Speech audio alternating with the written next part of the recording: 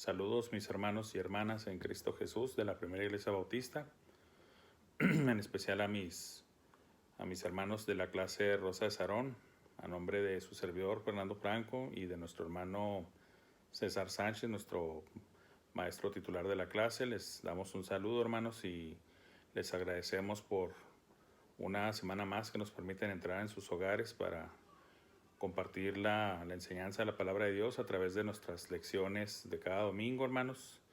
Y también gracias por los visitantes, amigos, que nos permiten también entrar en sus hogares cada domingo por medio de las enseñanzas y predicaciones que tenemos en nuestro canal de YouTube, que se puede encontrar como Pip Juárez. Gracias también por sus oraciones, hermanos, por estar comprometidos a orar por todos y cada uno de nosotros en la iglesia, como lo vimos en la lección pasada, comprometidos a orar. Y bueno, pues seguimos con las lecciones y el título de la lección de hoy es Comprometidos con su adoración. Comprometidos con su adoración. De manera natural, y a lo mejor esto que voy a decir va a sonar algo fuerte, pero bueno, es parte del tema y de la lección y hay que decirlo así. Observamos que el hombre tiene esa tendencia a idolatrar. Suena fuerte, pero es la verdad. Lo vemos en el día a día, lo vemos, se puede ver en la familia, se puede ver en el trabajo, se puede ver en cualquier ambiente civilizado donde como seres humanos formamos parte de, y se puede ver eso, que tendemos a ser idólatras. Y alguien puede decir, oye, pero es que eso suena muy fuerte. Bueno, miren, cuando nos vamos al concepto bíblico, nosotros sabemos cuál es el concepto bíblico de lo que es un ídolo. Es todo aquello, ya sea una persona, animal, objeto, cosa, que llegamos a elevar con una alta prioridad en nuestras vidas, inclusive antes que Dios. Puede ser un gran deportista, una celebridad, o un gran científico, o un gran pensador, algún deporte, algún trabajo, algo que nosotros llegamos a poner en un pedestal, lo llegamos a elevar mucho en nuestra vida, de tal manera que nos consume, estamos apasionados por ello, nos dedicamos muchas horas de nuestra vida a entender, comprender y conocer mejor, y que no es Dios. Por lo tanto, se convierte en un ídolo.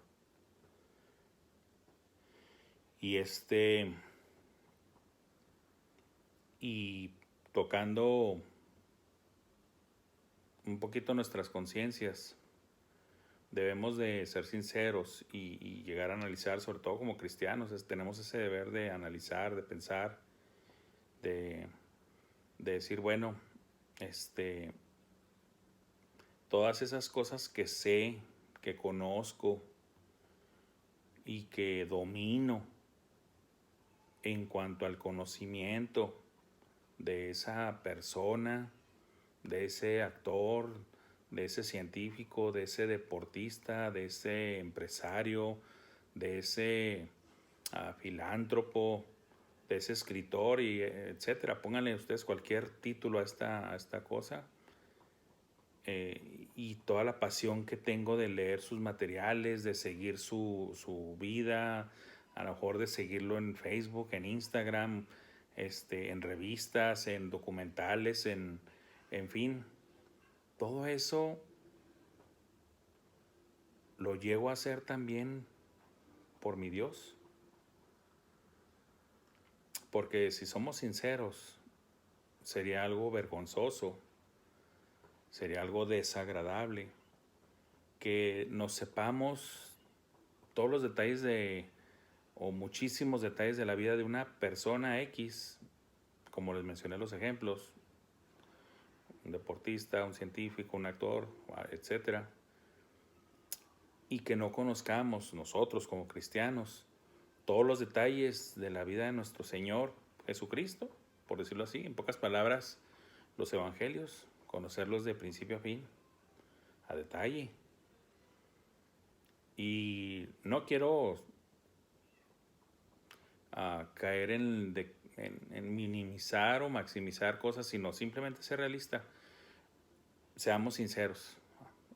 ¿A poco no hemos escuchado frases como que, no, es que a esta persona, a fulano de tal, le gustan las malteadas de este sabor y que esto y que el otro, y no le gusta la ropa de este color, y él usa calcetines de esta marca y zapatos de... O sea, muchos detalles, demasiados en veces detalles que conoce la gente de sus ídolos. Dónde le gusta ir a vacacionar, dónde le gusta ir a comer, qué libros le gusta leer. O sea, se meten, investigan y se vuelven fans, unos fanáticos. Pero el tema de hoy, pues precisamente dice comprometidos con su adoración. ¿Y de quién estamos hablando? Pues estamos hablando de que nosotros como cristianos debemos de estar comprometidos con la adoración de nuestro Dios. Y nuestro Dios es Jesucristo. Y voy a decirlo de esta manera. No sé si sea lo óptimo compararlo así, pero el autor llega a retarnos de esta manera. Que así como se dedica tanto tiempo y esfuerzo y vida de los fans por meterse a nivel de detalle, a conocer la vida, los gustos y todo lo asociado con su ídolo. ¿Por qué no hacerlo nosotros en cuanto a nuestro Dios? ¿Con qué fin? Pues no vamos a idolatrarlo porque Él no es un ídolo, Él es Dios, de hecho es el único y verdadero Dios. Entonces es adorarlo, porque solamente a Dios se le debe adorar, a nadie más. No existe otro personaje, no solamente en la Biblia, sino en la vida, en el universo. No existe nadie más que sea realmente digno de nuestra adoración, sino solamente Dios, solamente Jesucristo. Esa es la realidad, esa es la verdad. Como dice el Antiguo Testamento, yo Jehová, y fuera de mí no hay Dios. Y yo Jehová, y fuera de mí no hay quien salve. El cristianismo, y aunque es una frase algo controversial, pero pues es la verdad, es exclusivista. ¿En qué aspecto es exclusivista? Que es la única verdad. Yo sé que muchos van a rechinar los dientes y algunos van a querer tapar los oídos, como los hombres religiosos del tiempo de nuestro Señor Jesucristo cuando tuvo su ministerio terrenal, no soportaban oír algo así, cosas de ese tipo, esas frases, esa doctrina. Pero así es. En el momento que nuestro Señor Jesucristo dijo, yo soy el camino y la verdad y la vida, y nadie viene al Padre sino por mí, ya nada más quedó marcado un solo camino, una sola forma, una sola persona a través de la cual podemos llegar a Dios Padre, y es a través de su Hijo Jesucristo. Es la única forma de ser salvos, porque no hay varios cielos. Y no me malinterpreten, no hablo de que sí sabemos que Pablo fue arrebatado al tercer cielo. No me refiero a eso, sino que, o sea, por ejemplo, creo que en las historias antiguas vikingas, ellos le llamaban a su paraíso el Valhalla y cosas así. No hay esos lugares, no hay el paraíso musulmán con las vírgenes ahí esperándote. No existen esas cosas, no son reales. Solamente hay un cielo, y es donde está el Dios de la Biblia, Dios el Padre, donde está Jesucristo, su Hijo amado, donde está su Espíritu Santo. Entonces, si como seres humanos tendemos a idolatrar a otras personas, a otros seres humanos, o cosas, o oficios, trabajos, carreras, etcétera, y etcétera, cosas que son pasajeras, efímeras, y aunque duren años, comparándolos contra la eternidad, pues son efímeras, son pasajeras. Entonces, bien vale, y no es correcto decir la pena, porque esto no es una pena, bien vale de que dediquemos nuestra vida en adoración a nuestro Dios. Ahora, la adoración no solamente es como tal vez la han puesto en algunas películas o libros o videos de que es nada más estar con una arpa y cantándole al Señor. No. Sí, es cierto que está lo de las arpas, eso lo vemos en Apocalipsis, ¿verdad? De ahí sale de que vamos a estar con las arpas, todo, pero no se trata de eso. Hay que adorar a Dios, tenemos que aprender, todos y cada uno de nosotros tenemos que aprender a adorar a Dios de muchas maneras, ¿sí? Muchas veces nos vamos por otros lados y cuando la verdad está sencilla enfrente de nosotros y no queremos aprenderla y queremos muchas veces que las cosas sean complicadas porque a lo mejor nos entretienen más o se nos hacen más interesantes así, pero no, muchas cosas grandísimas son realmente sencillas. Hay que adorar a Dios de todas las maneras. Tenemos que aprender a adorar a Dios de muchas maneras, en nuestro comportamiento, en nuestra forma de conducirnos, en nuestra forma de dar testimonio, en lo que hay en nuestro corazón, que debe ser cosas buenas, aunque el corazón es perverso, dice la palabra de Dios, pero bueno, ya cuando somos cristianos hemos recibido el Espíritu Santo, ya compartimos también la naturaleza de Dios, ya no solamente nuestra naturaleza carnal, terrenal, mundana, sino ya hay dos naturalezas en el cristiano, la de Dios y la antigua del hombre, ¿sí? Antes de ser cristianos, antes de recibir su Espíritu Santo, pues nada más era la pura naturaleza carnal, humana, y es la que gobernaba. Pero ya como cristianos, al recibir la naturaleza de Dios, la que debe de gobernar es la naturaleza de Dios, ¿sí? Haced pues morir lo terrenal en vosotros, dice la palabra, ¿sí? Y los que son guiados por el Espíritu de Dios, estos son hijos de Dios. Ya debemos de irnos por el lado espiritual. Y bueno, nuestra lección vamos a tocarla que está en el Salmo 99, ¿sí? Que este salmo hay discusión acerca de quién es el autor del salmo, porque no está de manera clara ahí mismo en la palabra, pero hay otros salmos que están ahí semejantes a este salmo, al 99, creo que son el 93 y el 97. Y muchos concuerdan y dicen que lo más seguro es que se refiera, que sea de David, que David sea el autor de este salmo. Pero miren, vamos a basarnos en el Salmo 99, en los versículos del 1 al 9. Si usted no tiene una Biblia a la mano, no se preocupe. Vamos a leer aquí el Salmo, esa porción, siempre como lo hacemos en la lección, por caso de que no tenga una Biblia en la mano. Si tiene una Biblia en la mano, pues estaría bien que la pudiera abrir y pudiera leerla con nosotros, ¿sí? Dice así la primera porción que vamos a leer. Salmo 99, el versículo del 1 al 3. Empieza con una frase clave, porque estamos hablando de comprometidos con su adoración. ¿Y a quién vamos a adorar? ¿Por qué? Miren, Jehová reina.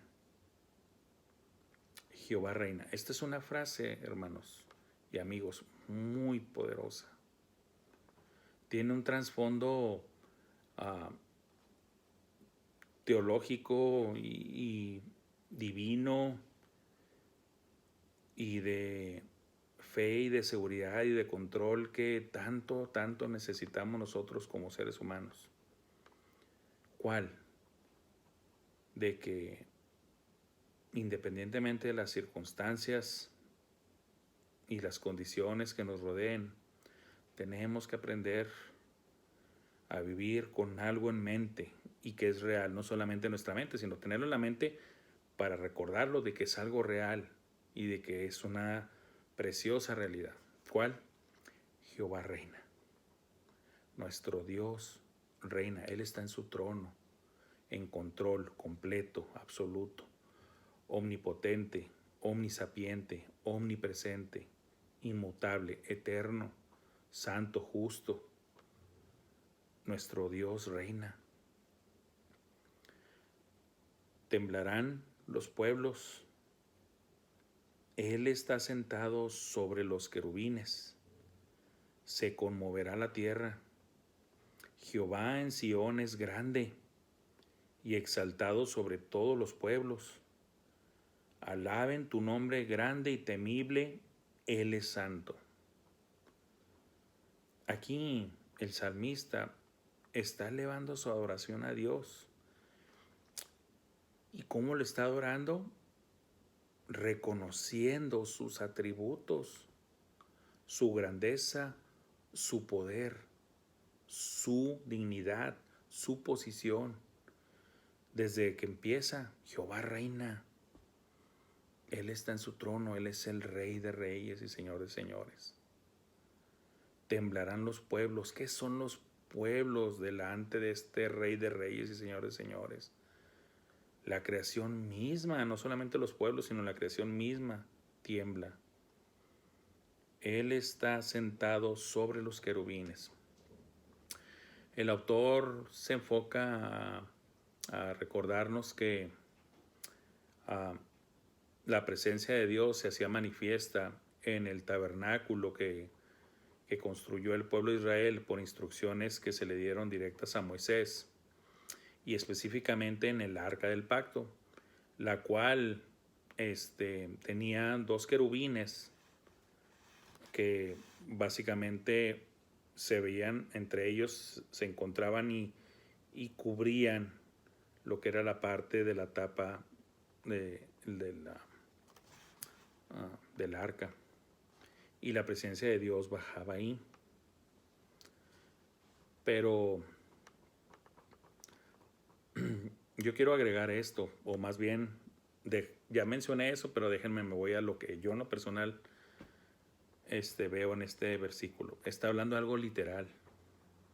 No está hablando de unas figuras de querubines en el arca, sino que cuando uno lee Apocalipsis, bueno, más bien déjenme decirlo así, cuando uno estudia Apocalipsis, cuando uno estudia Ezequiel,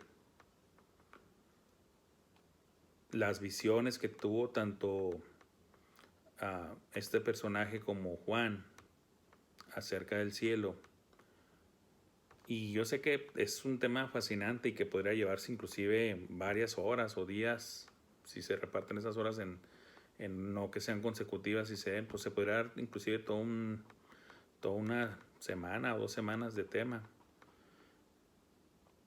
Realmente Dios está sobre los querubines.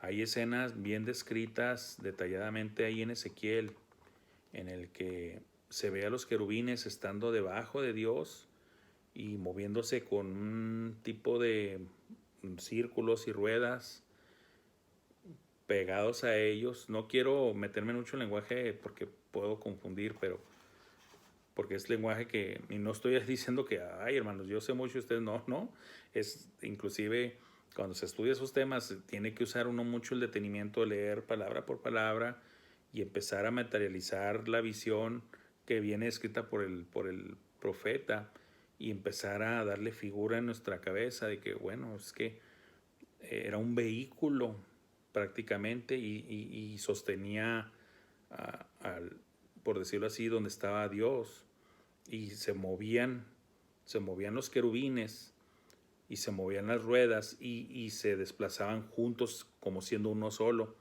y Dios sobre ellos. Esa es la escena que yo pienso, y que también vienen siendo equivalente a los seres vivientes que vienen en Apocalipsis, pero que por Ezequiel sabemos que son querubines, porque hay diferentes, vamos a decir, tipos o diferentes, no todos son ángeles en el cielo, ¿no? Hay serafines, hay querubines, hay ángeles, arcángel, cuando menos uno mencionado en la Biblia. Yo sé que van a decir que hay más basados en libros apócrifos, pero en la Biblia canónica, judía y cristiana, nada más hay un solo arcángel, que es Miguel. Pero cuando leo un Apocalipsis, también te dice que hay diferentes tipos de ángeles. Hay ángeles fuertes, que significa que más elevados, más poderosos, con más poder que otros ángeles, ¿sí? En fin, no sabemos con exactitud esos son los que se nos dan a conocer a nosotros en las escrituras, ¿verdad? De que hay diferentes seres celestiales, que hay arcángeles, ángeles, serafines, querubines, pero sí se explica y se ve en esas escenas de Ezequiel que Dios está sobre los querubines, Él está sentado sobre los querubines.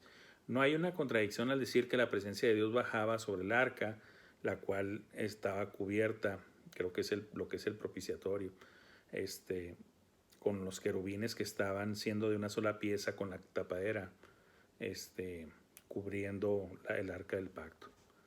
O sea, no hay contradicción. Tanto se puede estar refiriendo a eso o a verdaderamente la escena real celestial en la que Dios precisamente está encima de los querubines. Se conmoverá la tierra.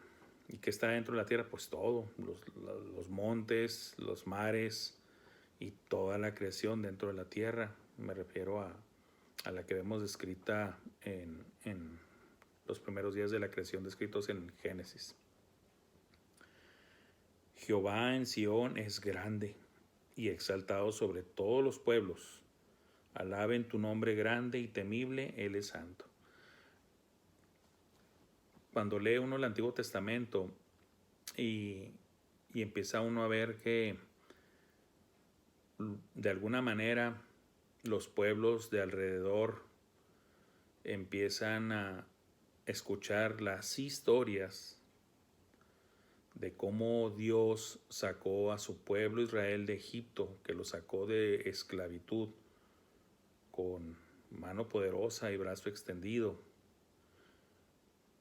El azote que dio a Egipto con esas 10 plagas para finalmente convencerlos de que dejaran ir a su pueblo, y de cómo los pueblos, cuando sabían que ya los israelitas habían sido liberados de Egipto, de la esclavitud, y que ya se iban acercando a la tierra de Canaán, muchas naciones se ponían a temblar porque sabían lo que había hecho por ellos su Dios.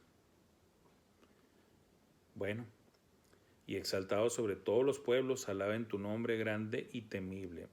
Le temían al nombre de Dios porque sabían que era Dios poderoso. Nosotros sabemos que realmente es todopoderoso. No solamente poderoso, sino todopoderoso. Y no solamente eso, sino que es el único y verdadero Dios, el Creador.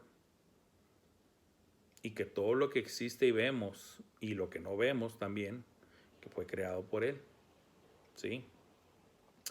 Muchos se asombran de la magnitud, de la soberbia con la que están mostrándose los cielos, los astros, planetas, estrellas, galaxias. Bueno, todo eso lo hizo nuestro Dios. Todo eso y vamos a ir avanzando aquí en el Salmo 99, vamos a ver ¿para qué todo esto? ¿Con qué fin? Pues para que veamos por qué debemos estar comprometidos con su adoración, de que entendamos y comprendamos de quién estamos hablando, del Rey de Reyes y Señor de Señores, del único y verdadero Dios todopoderoso, magnífico, grandísimo, que definitivamente Él es digno de toda honra y gloria y alabanza. y exclusivamente adoración. ¿Sí? Vamos a pasar ahí a los siguientes versículos, hermanos, del Salmo 99, va a ser ahora el 4 y 5, Salmo 99, 4 y 5, y dice así la palabra de nuestro Dios: y la gloria del Rey ama el juicio. Tú confirmas la rectitud. Tú has hecho en Jacob juicio y justicia. Exaltad a Jehová nuestro Dios y postraos ante el estrado de sus pies. Él es santo.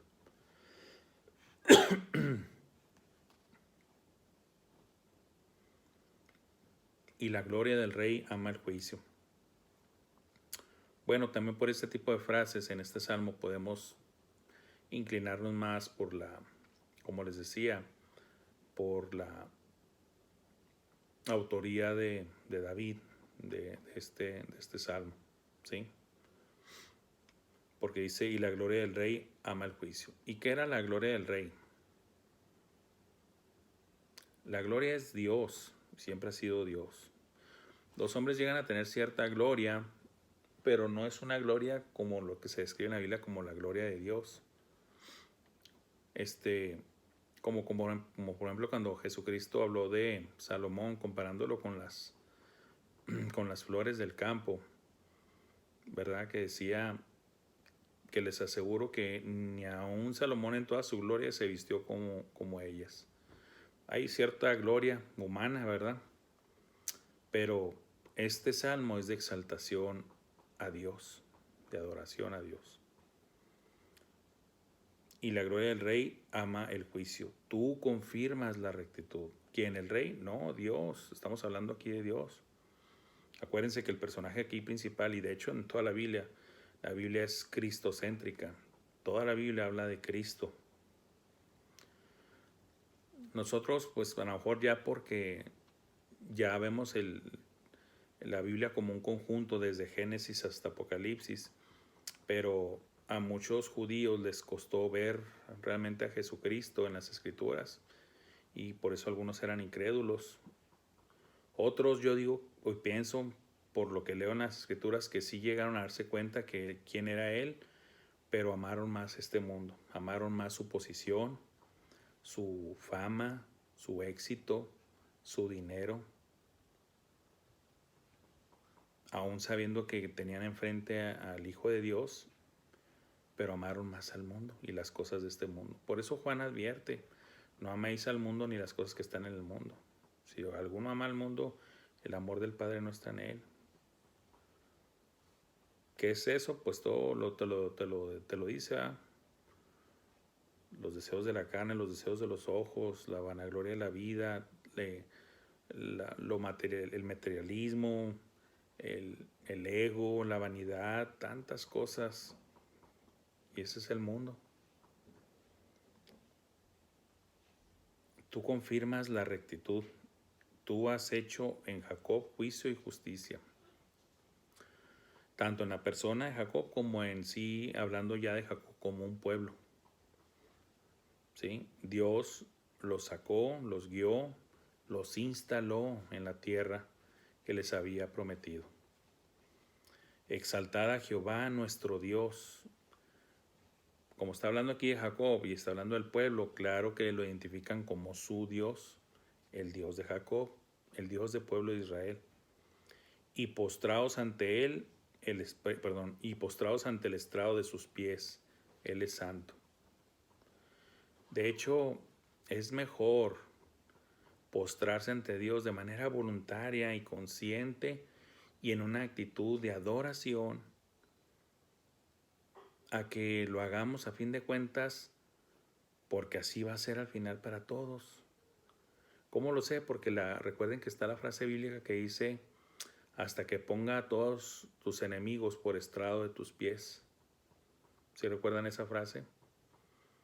Que Dios va a poner a todos los enemigos de Cristo por estrado de sus pies. Y aquí dice, y postrados ante el estrado de sus pies. En pocas palabras, todos vamos a estar en el estrado de sus pies. Pero ¿cómo quieres estar tú? ¿Adorándole como tu Dios personal, como tu Señor y Salvador personal? ¿O como alguien que fue llevado ya ahí a la fuerza, rebelde, perdido, condenado, y que a fin de cuentas debes de reconocer, quieras o no, que Jesucristo es Señor?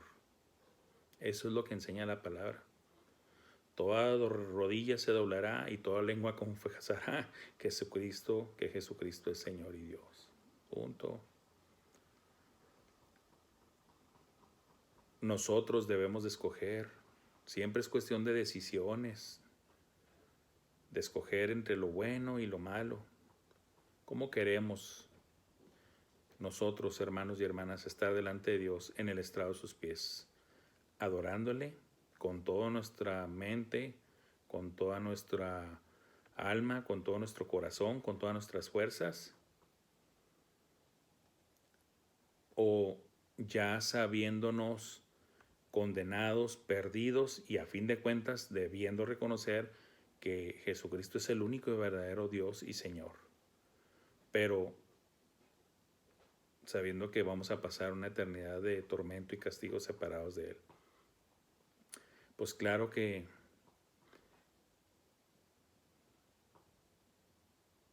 no ha de ser realmente, o no debería de ser muy difícil el saber escoger la mejor parte. ¿Cuál es?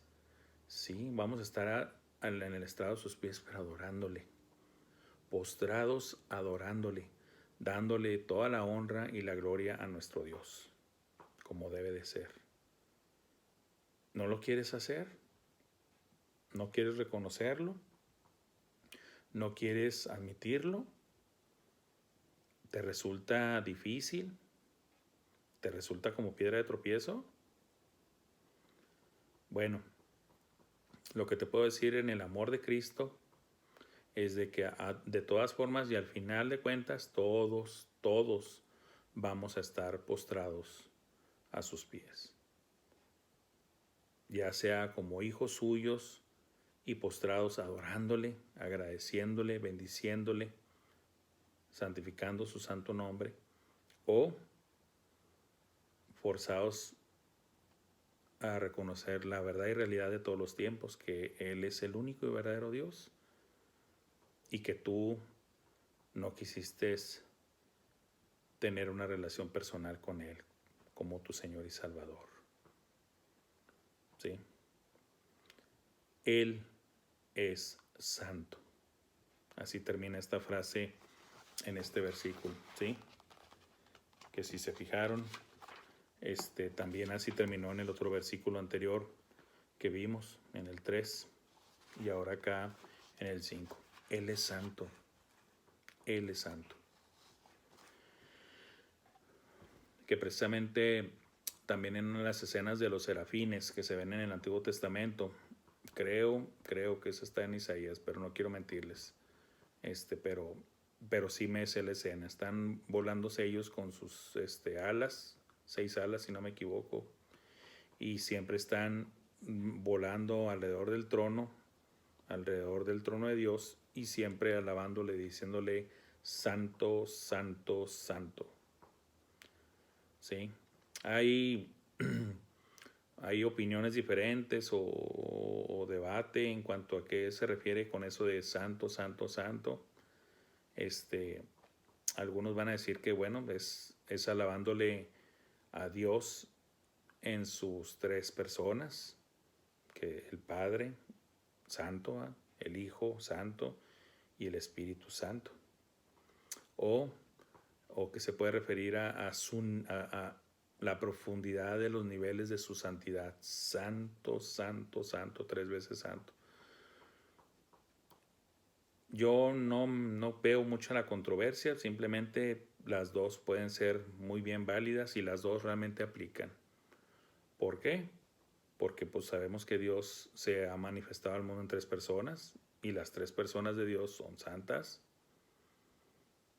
Como también sabemos que la santidad de Dios es indescriptible, profunda, sublime, y que puede ser obviamente descrita en un nivel de santidad tremendo, ¿verdad? Y pues 3 veces santo. Entonces no hay que pelearnos por ese tipo de perspectivas o de interpretación. Las dos son válidas. Las dos son válidas. Y en estos 2 versículos, en el 5 y en el 3, se da esta pequeña frase que está separada. Él es santo. Y lo viene un puntito a punto. Nuestro Dios es santo. Y bueno, si nos vamos por ahí, hermanos, a la última parte, que está un poquito más larga, que es del 6 al 9, Salmo 99, versículos del 6 al 9, dice así: Moisés y Aarón entre sus sacerdotes, y Samuel entre los que invocaron su nombre. Invocaban a Jehová y él les respondía. En columna de nube hablaba con ellos. Guardaban sus testimonios y el estatuto que les había dado. Jehová, Dios nuestro, tú les respondías, les fuiste un Dios perdonador y retribuidor de sus obras. Exaltad a Jehová, nuestro Dios, y postraos ante su santo monte, porque Jehová, nuestro Dios, es santo. El escritor, y comentando esto, les comenté que varios se inclinan realmente en pensar que es David. Otros dicen que es Moisés, otros inclusive dicen que es Samuel, porque como son personajes mencionados aquí, dicen a lo mejor es uno de ellos identificándose y poniéndose como ejemplo de que Moisés y Aarón entre sus sacerdotes y Samuel entre los que invocaron su nombre, invocaban a Jehová y él respondía. Lo importante, más que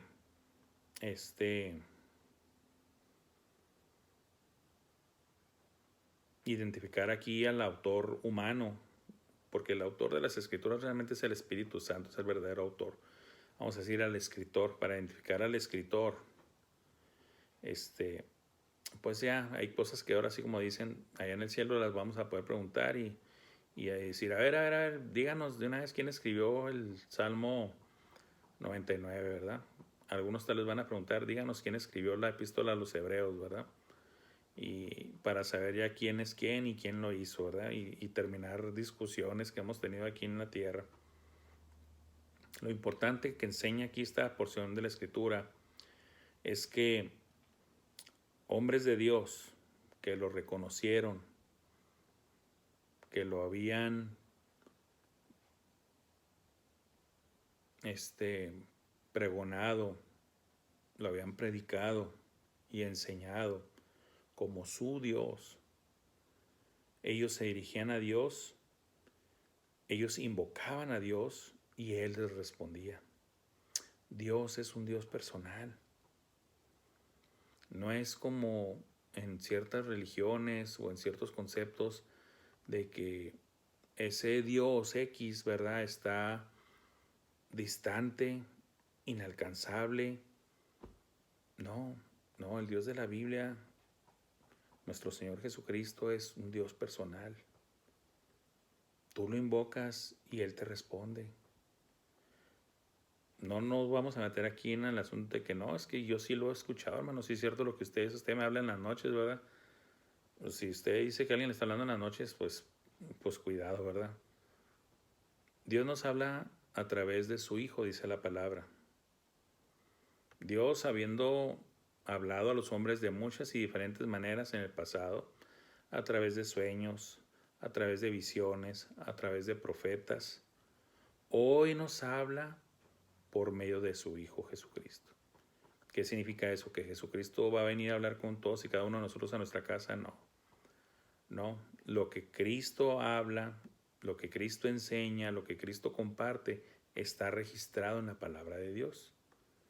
Entonces, para saber nosotros qué es lo que nos quiere decir Dios para nosotros en nuestra vida, para conocer su voluntad es yéndonos a las Escrituras, yéndonos a la palabra de Dios, a la Biblia, ¿sí?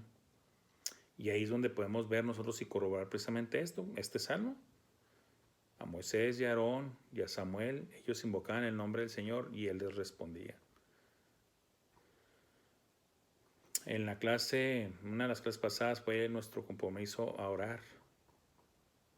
Y oramos, en la oración debe ir incluida definitivamente la adoración a Dios. Tenemos que aprender también a orar. Y orar no es presentar una lista de peticiones, que yo sé que muchas veces eso involucra, pero está bien que lo involucre, pero que no sea única y exclusivamente eso. Siempre tiene que estar o incluida la adoración a Dios, el reconocimiento de quién es Él, el reconocimiento de quiénes somos nosotros, de que dependemos de su gracia, de su misericordia, de su bondad, de sus riquezas, de sus recursos, de su protección, de que Él es Rey de Reyes y Señor de Señores. Por eso cuando Cristo enseñó la oración modelo, que aclaramos que no es un rezo, si usted busca, vamos a decirlo así como lo denominan, el Padre Nuestro, usted lo busca en los evangelios, lea el contexto y se va a dar cuenta que unos versículos anteriores, el Señor dice claramente que y cuando oréis no uséis vanas repeticiones pensando que por vuestra palabrerías seréis escuchados, ¿verdad? Dios no quiere que estemos como pericos, repite, repite, repite, repite rezos, no quiere eso. No uséis vanas repeticiones del Señor, pensando ustedes que por sus muchas palabras van a ser escuchados. No, Dios quiere que oremos, que platiquemos con Él. Sí, pero en esa plática íntima con Él se le alaba, se le exalta, se le adora, se le reconoce. Y sí, también se le pide perdón y también se le suplica que supla lo necesario desde lo material y lo espiritual y de toda índole. Sí. En columna de nube hablaba con ellos, guardaban sus testimonios y el estatuto que les había dado. Aquí ya está haciendo remembranza de cómo Dios estuvo con ellos en columna de nube en el día para protegerlos del sol abrasador del desierto y en columna de fuego en la noche para protegerlos del frío extremo que hace en el desierto en la madrugada, y siempre de manera visible, palpable, delante de ellos por años, por años. ¿Sí? Ahora, muchas veces tendemos a querer criticar al pueblo de Israel. Yo lo he hecho también, hermanos. Yo he caído en este error de decir, ¿cómo es posible que caían en la idolatría, en irse detrás de falsos dioses, o sea, ídolos inventados por las naciones, con toda la enseñanza del diablo, obviamente, que es el que siempre ha buscado que se le adore, siendo que Él no es Dios? Y criticamos a Israel y decimos, pues ¿cómo es que habiendo ellos visto los milagros de Dios, viendo las plagas de Egipto, viendo cómo abrió el mar rojo, viendo cómo cruzaron en seco, cómo les dio el maná por 40 años, pan del cielo, cómo vieron la columna que los protegía en el día y la columna de fuego en la noche? Y usted puede decir, yo no me volvería un idólatra ni me iría tras de dioses falsos después de haber visto esas grandes señales de Dios en mi vida. Les digo una cosa, yo creo que ya saben lo que voy a decir, ¿verdad, hermanos? Sobre todo los hermanos que ya tienen un buen tiempo en el Evangelio. Yo creo que muchos, si no es que casi todos, hemos caído en ese error. Y no, hermanos, no se vaya a querer parar el cuello y decir, no, yo no, porque les digo una cosa, los que dicen eso se ven muy mal. Inmediatamente brota algo que la Biblia dice que debemos de tener como signo los cristianos y que muchas veces no se ve, que es la humildad. De alguna manera, todos a lo largo de nuestra vida nos podemos llegar a olvidar de las grandes cosas que ha hecho Dios por nosotros. podemos estar de nuevo viviendo una crisis familiar, de salud, de trabajo, espiritual, y volver a sentirnos abrumados, sobrepasados por esa crisis, cuando tal vez semanas, meses o años atrás habíamos pasado por otras crisis y Dios nos sacó de ellas con mano poderosa. Y sin embargo nos olvidamos y volvemos a sufrir y nos volvemos a angustiar. ¿Saben por qué me atrevo a decirlo de esa manera? No porque yo quiera decir, ay hermanos, no sea, no, la Biblia lo enseña, hermanos. ¿Dónde? Pues vean los evangelios y van a ver cómo los apóstoles, el grupo selecto de Dios en la tierra, los famosos 12, cómo ellos, después de ver grandes milagros, al rato volvían otra vez a la misma. Por ejemplo, un ejemplo bien clásico, cuando se alimenta a los 5,000 y a los 4,000. Primero fue una alimentación masiva, vieron la mano poderosa del Señor, cómo multiplicó los panes, los peces, y un tiempo después se vuelve a presentar la misma necesidad y vuelven a patinar otra vez los discípulos, vuelven a patinar los apóstoles. ¿Y ahora qué hacemos? Pues que no vistes la vez pasada, y de hecho el Señor se los dijo, así les dijo el Señor. ¿No se acuerdan cuántas cestas sobraron la vez pasada que estuvimos en esta misma situación? Como diciéndoles, y literalmente hablando, como diciéndoles que no recuerdan que ya pasamos por esto y no recuerdan que salimos de esto porque yo intervine, porque yo hice el milagro. Por eso Dios les decía la frase, hombres de poca fe. Ya lo he explicado hasta varias veces, pero lo vuelvo a repetir porque es pertinente. No se refería al tamaño de su fe. El término que se refiere ahí, se refiere, el término que dice poca fe, o más bien específicamente el término poca, no se refiere a cantidad, sino en duración, de corta duración. Y es la mejor manera de entenderlo porque así el mismo contexto te lo indica, que no es por cantidad, sino por duración. Hace unas semanas o meses hice este milagro. Multipliqué los panes, los peces, alimento para alimentar, y nomás menciona a los varones. Las cantidades de gente debieron haber sido mayor, de 15,000, 20,000, 30,000 gentes. Menciono esas cantidades diferentes porque no podemos saber cuántos niños había por familia ahí, pero había mujeres y niños. Y la cuenta que se da nada más es de los 5,000 varones y 4,000 varones. Pero era realmente más gente. De hecho, pues chequé las iglesias, ¿ve? ¿Y qué hay más en las iglesias? Mujeres y niños, más que varones. Entonces yo no creo que haya cambiado mucho la iglesia del Señor, ¿verdad? En ese aspecto.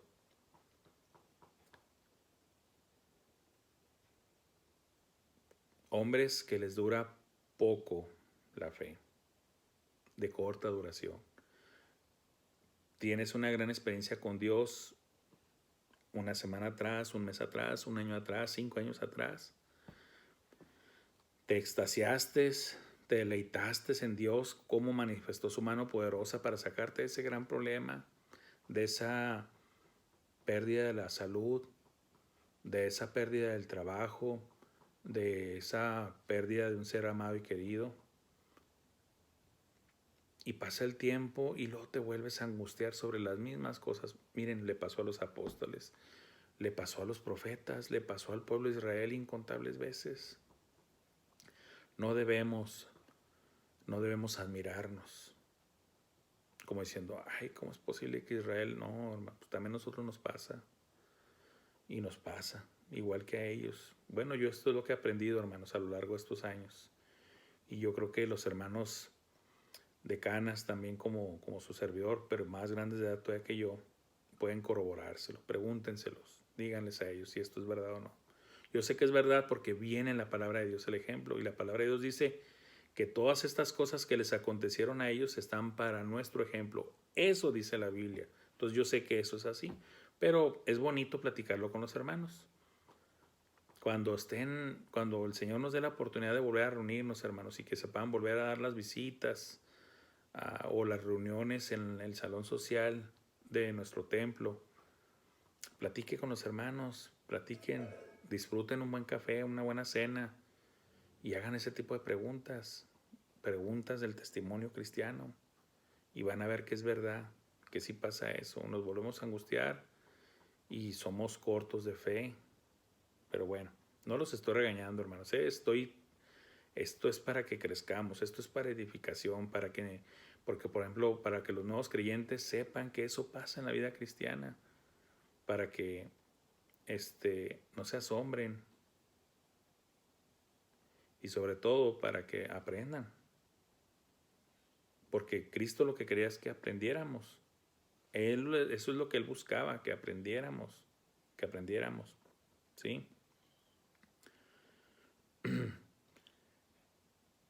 Ellos, dice aquí, guardaban sus testimonios. Dios quiere eso. Esa es una forma, de hecho, de adorarle. Como Cristo dijo, si me amáis, denme muchos besos y denme muchos abrazos. ¿Dijo eso el Señor? No, el Señor no dijo eso. Ustedes saben bien lo que dijo, hermanos. Y si usted, amigo, no lo sabe, déjeme se lo digo. Cristo dijo, si me amáis, guardad mis mandamientos. Por eso les decía en un inicio, no asociamos nada más la adoración a estarle cantando o tocándole un instrumento, lo cual es válido y es correcto hacerlo, pero no abarca toda la adoración. De hecho, pienso yo que de las de más peso es, como dijo el mismo Señor, si me amáis, guardad mis mandamientos. Obediencia, una vida dedicada a Él. ¿Cómo le adoraremos? Pues como dice aquí, guardando sus testimonios. Y si podemos aumentarle, se puede decir, porque en otras partes de la Escritura lo dice, guardando sus testimonios, sus mandamientos, sus estatutos, sus declaraciones, sus enseñanzas, sus consejos, dándole nuestro corazón. Dame, hijo mío, tu corazón, dice la palabra varias veces. Dame, hijo mío, tu corazón. ¿Sí?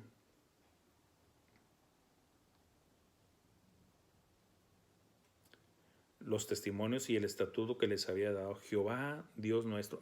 Y déjenme comentarles, mucha gente dice, bueno, ¿por qué se menciona pues que mandamientos, decretos o estatutos o testimonios? Es que no todo en la Biblia son mandamientos, hermanos, ¿sí?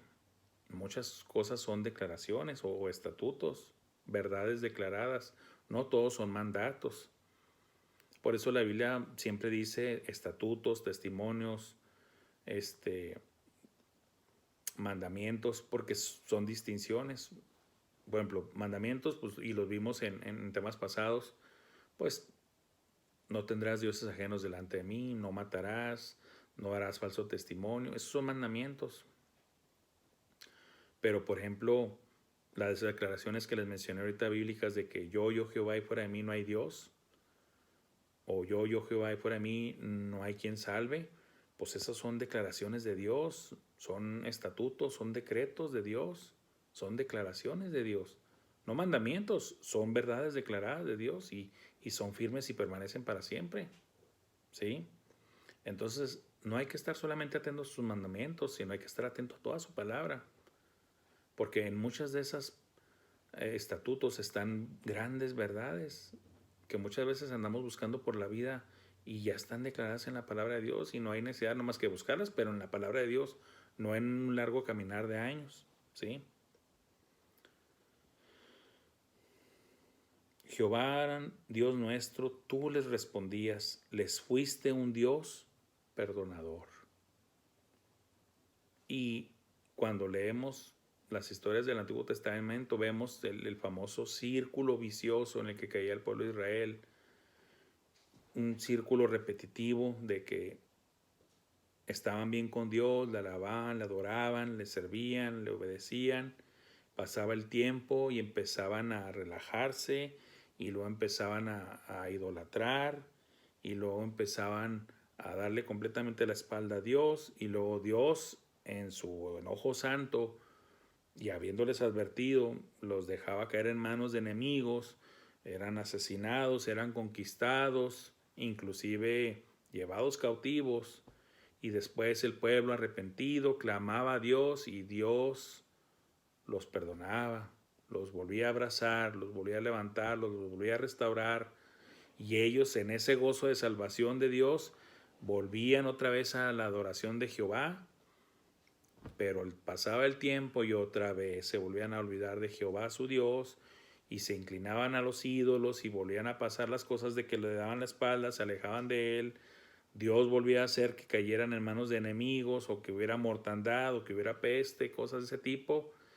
Y ellos volvían a clamar a Dios desesperados y Dios los volvía a perdonar. Y bueno, por eso aquí dice, tú les respondías, les fuiste un Dios perdonador. Este es un testimonio del escritor. Tú les fuiste un Dios perdonador. Le consta, él sabe que así es Dios. Y retribuidor de sus obras, la parte que les menciono, no solamente perdonaba, sino también les hacía ver su error, castigándoles, haciéndoles caer en manos enemigas. ¿Sí? Porque esta es una enseñanza importantísima, hermanos. Esta es una enseñanza completa e integral. Muchos caen en el error, sectas andan ahí en el error de decir, es que Dios es amor y Dios es perdonador, por lo tanto no puede existir ni el infierno ni el castigo eterno. No, esas personas no han hecho bien su tarea. Esas personas no han hecho bien su tarea, no han leído bien la Biblia. Es más, algunos de ellos ni siquiera tienen Biblia, es un remedio de Biblia, es un sacrilegio. Y pues se aprenden de manera, si tienen algo corrupto en las manos, pues aprenden de manera corrupta, incompleta. Fíjense lo que dice aquí y lo vuelvo a repetir y aprovecho esta gran oportunidad. Les fuiste un Dios perdonador. Y está uniendo aquí la frase, y retribuidor de sus obras. No solamente perdonaba, también castigaba. No podemos separar, no podemos destrozar el concepto de Dios y nada más escoger la parte que queremos de que Dios es amor, Dios es perdonador, Dios es misericordioso, es Dios de gracia. Sí, pero también la palabra dice que es retribuidor de sus obras. Y también en varios pasajes dice, y pagaré a cada uno conforme a sus obras. Y también dice, soy justo. Y también dice, horrenda cosa es caer en manos del Dios vivo. No podemos destrozar el concepto de Dios y decir que nada más es esto, o es esto, o es esto. Dividiéndolo, segmentándolo. No. Dios es santo, es justo, es perdonador, pero también es retribuidor. También le paga a cada quien conforme a sus decisiones, sus actos, sus obras. ¿Sí? No por querer hacer eso vamos a deshacer toda una doctrina como la del infierno, que está bien clara en la Biblia, y que Cristo habló más del infierno que del cielo, de hecho, porque si tú dices el infierno no existe, es igual a decir que Dios es mentiroso. ¿Sí? Por eso hay que cuidar mucho la doctrina. No lo digo yo, lo dice la palabra, lo decían los apóstoles, hay que guardar la sana doctrina. La sana doctrina. ¿Cuál es la sana doctrina? Entre más bíblica, más sana. ¿Sí? Exaltada Jehová nuestro Dios. Por eso, por todo lo que estamos diciendo él, dice aquí el salmista, por todas estas características, atributos de nuestro Dios, exaltada Jehová nuestro Dios. Jehová es su Dios. Jehová es mi Dios, es el suyo. Y ya lo he dicho muchas veces, Jehová es Jesucristo. ¿Sí? No podemos decir que el Hijo es Dios y el Espíritu Santo es Dios y el Dios del Padre es Dios, pero el Jehová del Antiguo Testamento nada más es Dios y estos otros no. No. Yo Jehová y fuera de mí no hay Dios. ¿Qué significa? Pues que Jesucristo es Jehová y que el Espíritu Santo es Jehová, es Dios también, el Espíritu de Dios.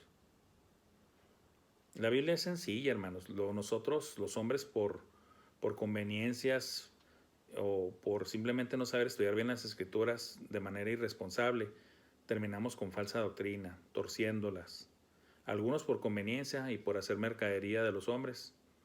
¿Sí? Por eso hay grandes grupos llenos, y no son templos, ¿verdad? Son bodegones o son casi estadios llenándolos ahí de 10,000, 30,000 gentes Disculpen que sea sarcástico en esto que voy a decir, pero no han visto así una iglesia realmente de esas magnitudes, ¿sí? Alguien me va a decir, hermano, usted ahorita hace rato habló de los 5,000 y 4,000 y que había más mujeres. Sí, pero Cristo también dijo que mucha gente los seguía nada más porque les daba de comer. Y eso inclusive los ofendió y se fueron, ¿verdad? E inclusive también se los dijo a sus apóstoles, que ustedes también se quieren ir. El Señor no andaba con, disculpen que diga esto, con pelos en la lengua, ¿verdad? No, muchos no conocen a Jesucristo. Lo tienen pintado en imágenes con algo que ni es realista y además que está prohibido en la palabra de Dios, ¿verdad? No se enojen, es lo bíblico, ¿verdad? Procuro ser lo más bíblico que se pueda. Exaltad a Jehová nuestro Dios y postraos ante su santo monte. Toda esta identificación que da aquí el salmista pertenece mucho como al tiempo precisamente de pues de David. Ya se sabía que había pasado Moisés, ya había pasado lo de Samuel, ya están adorando en el monte de Sión, ¿sí? Pero bueno, nomás estoy dando puntos en cuanto a lo mejor de que, bueno, igual y sí se inclina más a que el escritor sea David, ¿sí? Porque Jehová nuestro Dios es santo. Se vuelve a repetir al final de este versículo lo que dicen los otros versículos, que Dios es santo. Nuestro Dios es santo, hermanos. Y por eso los serafines están todo el tiempo, constantemente, alabando y adorando al Señor, diciéndole, santo, santo, santo.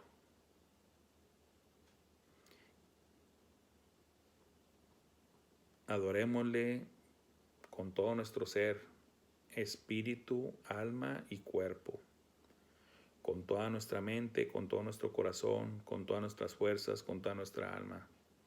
Adoremos a Dios, estemos comprometidos con su adoración, porque nuestro Dios reina, porque nuestro Dios es santo. Amén, hermanos. Amén. Gracias por su tiempo, hermanos. Esperamos que sea de bendición y de edificación cada una de las lecciones, porque es la palabra de Dios, no la de hombres, es la palabra de Dios, ¿sí? Y la palabra de Dios no vuelve vacía, y la palabra de Dios es poderosa, y sobre todo, como dice el Señor, y su palabra permanece para siempre. Si usted quiere conservar un tesoro que va a durar toda la vida y para toda la eternidad, atesore la palabra de Dios, porque esta es para siempre. Dios me los bendiga y muchas gracias.